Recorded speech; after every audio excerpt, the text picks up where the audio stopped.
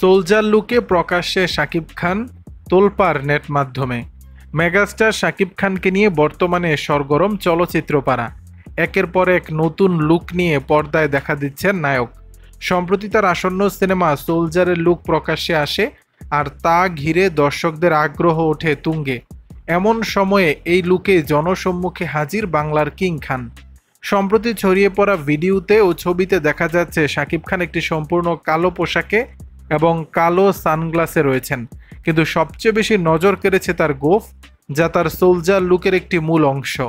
এদিকে সামাজিক মাধ্যমে শনিবার দুপুরে একগুচ্ছ ছবি প্রকাশ করেন শাকিব খান।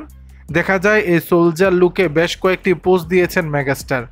মূলত গত শুক্রবার 7 নভেম্বর সকালে রাজধানীর বনানীতে একটি প্রতিষ্ঠানের নতুন আউটলেট উদ্বোধনী অনুষ্ঠানে অংশ নেন শাকিব খান।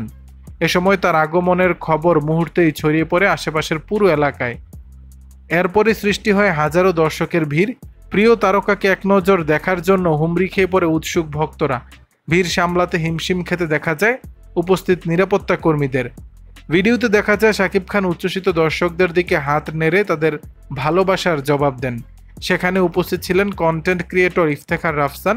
এই সময় শাকিব খানকে নতুন সিনেমার এই লুক নিয়ে প্রশ্ন করেন তিনি। এ সময় গোঁফ প্রসঙ্গে শাকিব খান বলেন, শুটিং শেষে মেকআপ যারা আমার রিমুভ করেন, আমি মাঝে মাঝেই তাদের বলি আমার গোঁফটা খুলে দাও।